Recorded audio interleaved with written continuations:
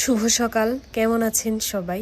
বারান্দায় সকাল দিকে রোদ আসে, তো রোদে একটু তেলটা দিলাম যেন গলে। শীতকালে হচ্ছে এটা একটা মজার ব্যাপার, রোদে তেল গরম করতে দেওয়াটা, গরম না তেল গলতে দেওয়াটা।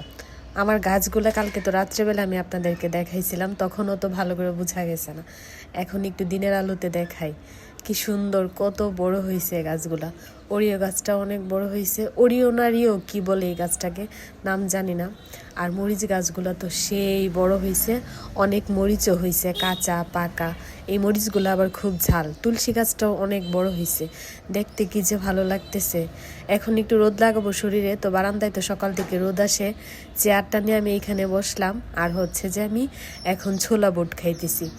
এই 2025 সালের মেয়ে হয়েও, এই যুগে আইসাও আমি এখনও ব্লেড দেওয়া নখ কাটি। আমার নীল কাটার এইসব দিয়ে কাটতে ভালো লাগে না, নীল কাটার থাকা সত্ত্বেও আমি ব্যবহার করি না।